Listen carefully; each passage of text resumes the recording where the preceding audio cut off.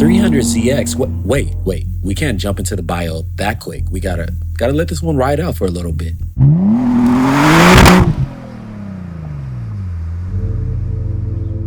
The 300ZX, no, hold on, a little bit more.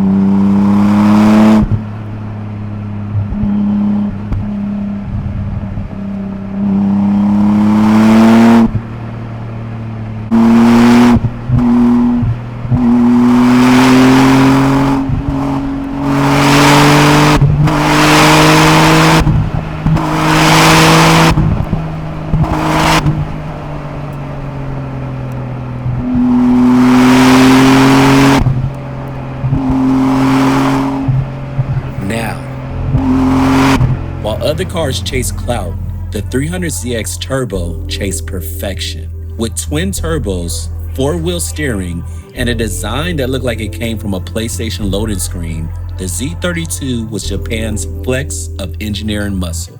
It had the numbers, it had the balance, it had the credibility, but it never had the spotlight. That went to the Supras and Skylines. The truth?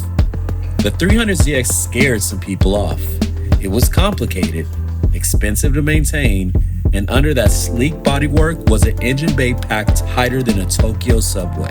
Working on one wasn't a weekend project. It was a surgical procedure. And as the years went on, fewer shops wanted to touch them, and fewer drivers wanted the hassle. But at Specialty Z, located in Southern California, where Z cars are religion and turbo piping is art, the 300ZX gets the love it always deserved. And the leader of the pack, Seb, has built a career around making these cars faster, sharper, and more reliable. He'll also be the first to tell you it's one of the most difficult cars to work on, but also the most rewarding. This one, owned by Ryan, is a perfect example of what happens when patience meets precision. It's canyon tested and tuned for real world speed, not Instagram reels. Cause again, the 300ZX wasn't designed to be easy. It was designed to be excellent.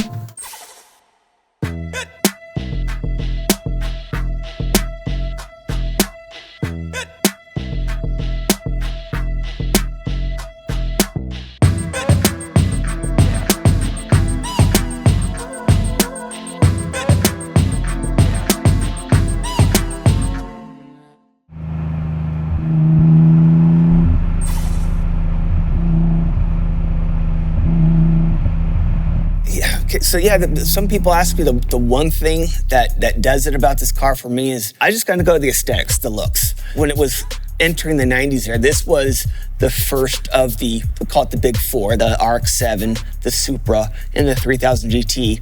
The Z32 was the first one to come out with that new era looks there. The RX-7 followed behind that, and the 3000 GT and the Supra. So of the time here, I was a kid when this thing came out here. I remember the first time I saw one of these in person, it was really eye-opening. I grew up as a kid playing with Hot Wheels, and Lamborghinis, Ferraris were the little Hot Wheels that I'd play with. And they had a certain look to them. And when this car came out, it had that same look, that beautiful wedge, sleek design that I fell in love with. Some people have Ferraris and Lamborghinis on their wall posters. This was a car I always had, but then as time went on, it was not the appropriate car. You know, college comes around, life comes around, kids come around. It finally got to the point where I wanted to buy it, so was able to get into the car here. So based off of looks alone, because I originally had a naturally aspirated Z. It was white, and when I went to go build the Z, wanting more power out of it. I talked to Seb about how we accomplished that goal there, and the road to getting more power, it just made more sense to buy a turbo. And to boot, I always wanted a red one. So I sold the white one and got a red one there.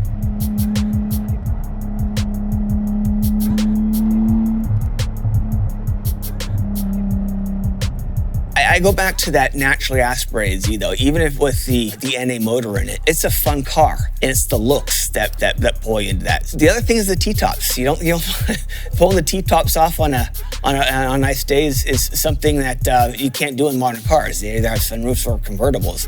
T-tops are a thing of the past there.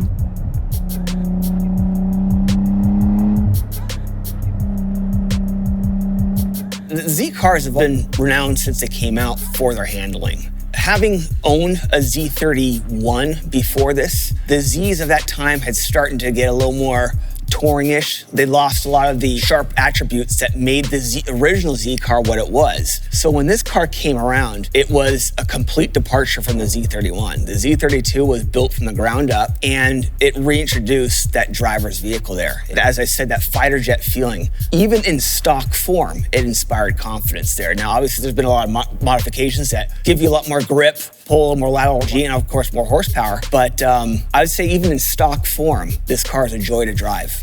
I can't tell you how impressive of a car this is. I know that in different parts of the world, even here in the United States, this was obviously glossed over as kind of just maybe the runt of the 90s JDM cars. But make no mistake, this car, and dare I say it, is probably one of the best Z cars Nissan ever produced. When it came out in 1990, back then that was really Nissan's heyday. A lot of R&D, working with the mid-4, which a lot of parts came to the Z32 and also the R32s. This car, you get in it, you know it is a driver's car. You feel like one with the car and the road. Getting into this bad boy, grabbing onto the steering wheel, punching it, and getting those turbos to come on boost is definitely my shift moment. Absolutely amazing. One of the features about this car is it's very analog. Everything from the hydraulic steering to the hydraulic brakes. Nowadays, you have a lot of electronic components in there, whether it be electronic steering, drive-by-wire systems. This is as analog as it gets. I would argue it's probably the last era of a good analog car. That being said, one of the things that people have to realize about a car of this era is a lot of people call this an old car. I mean, it is 1990, so it is 35 years old. In my mind, it's just like yesterday, though. But you have to realize it doesn't have traction control. It doesn't have airbags. A lot of those safety features that go, I don't know if that inspires confidence when you're driving the modern cars, but you have to realize if you let off the clutch here and get in the gas, it's gonna let the wheels loose very easily. There's no traction control to keep it on target there.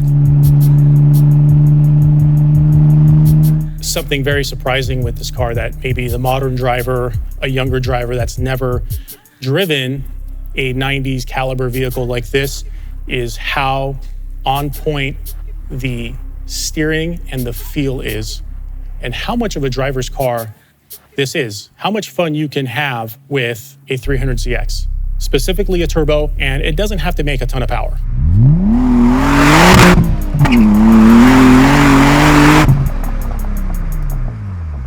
But this one does, this one does, this one does. Okay, back to Seb. Just getting this thing out in the open road, there's a feel to this car when you're driving it. You don't even have to be going fast, but you get this bad boy on the canyons. May not be the best handling Z ever made, but it's the feel that is just right about this car.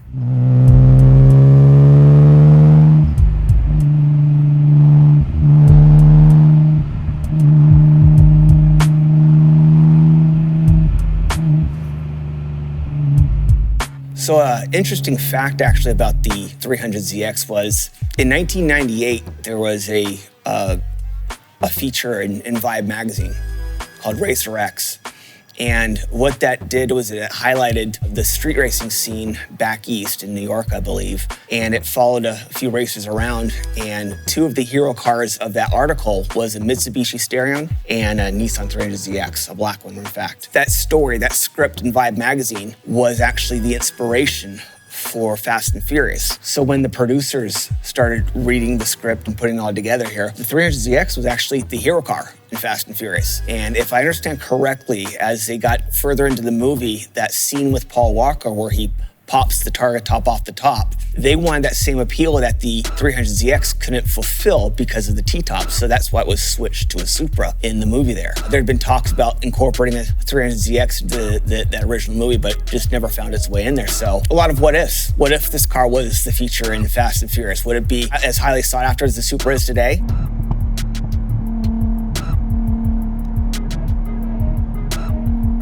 The thing about the 300ZX is you hear that a lot, that other cars overshadow it. And I don't know if you're looking at through a prism in today's looking back, or if you actually lived through the time there. I argue it was a different story, because from a sales standpoint, the 300ZX was a phenomenal hit for Nissan. Compared to the Supra, it outsold the Supra, I think 4-1. When it's compared to the GTR, you have to realize in the 90s, in the 80s, there was no internet. We didn't know about the GTR.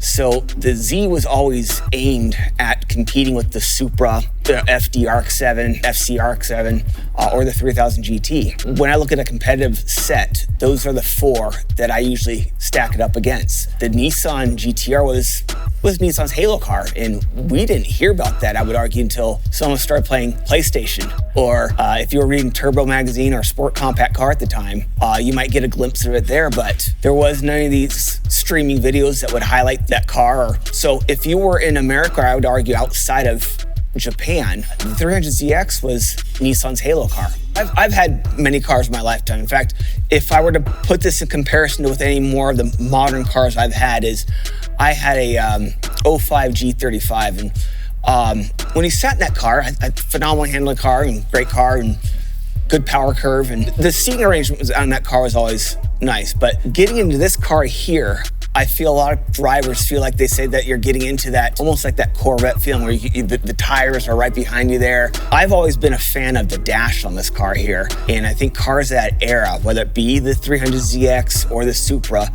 it felt very much like a fighter jet. And that was one of the draws here. And oddly enough, Nissan had an advertisement in the early 90s that tied in a fighter jet to the 300ZX or so. It speaks to a lot of what the drivers might feel when they're flying this thing here. It has that very nimble feeling, but tight and just very secure, very confident in the corners.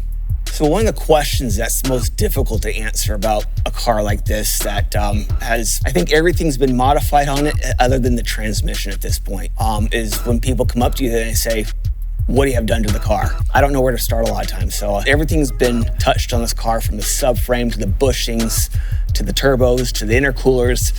The engine's been pulled and rebuilt. And the engine's probably overbuilt for this application for the amount of power I'm running in it right now. I'm still running on 91 octane there. The next step would be E85. That would be for like more safety of the internals on there. Of course, I would probably get a nice power bump out of that as well. The power this is putting down right now is more than suitable for me on the types of driving I'm doing in the canyons up to Angeles Crest or Mulholland Highway there. There's probably not a screw that hasn't been touched on this other than the transmission, and that's just because the Z32 transmissions are so stout to begin with. The subframe's been dropped, poly bushings all around, coilovers, new wheels and tires, oversized intercoolers, 2.5-inch inlet piping, larger injectors, larger turbos. The engine's actually been pulled and rebuilt. You know, over the years, it's had a few gremlins that need to be worked out on it, and that's why I take it to my preferred shop here at Specialty Z, to have these guys get it all sorted out and into the car that it is today. And make no mistake, this car is what it is because of patient hands. We here at Specialty Z, guys, have just been doing performance Nissan stuff for 24 years.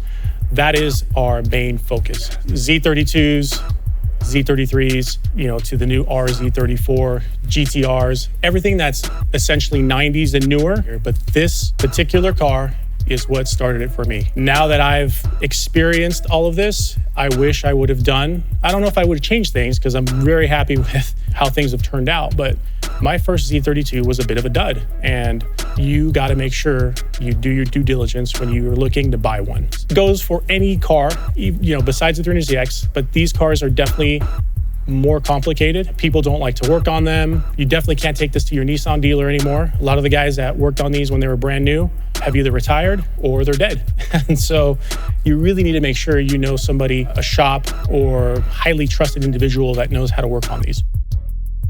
things to look out for, guys. And that goes to say there's a lot of things that can go wrong. But being that this is a turbocharged engine, it was super easy for anybody to crank the boost up. So obviously you want to make sure you don't hear any rod knock. You want to look underneath to make sure you don't see severe oil leaking.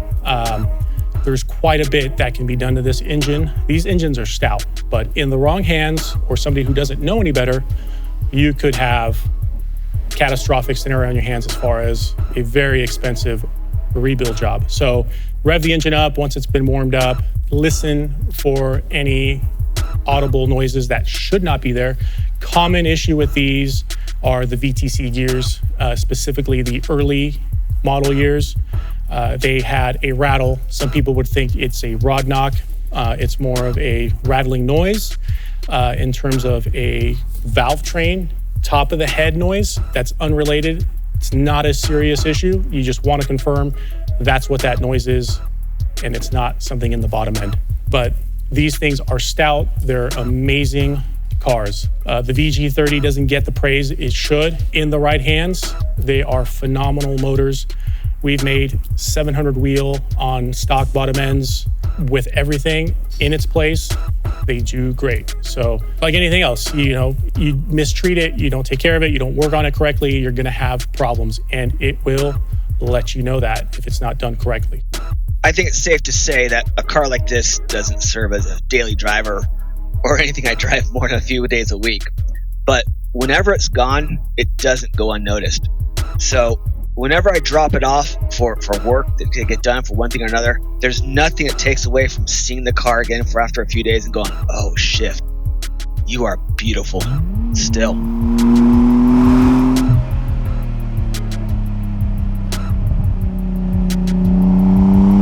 The Nissan 300ZX was a JDM legend so ahead of its time that maybe it deserves a comeback.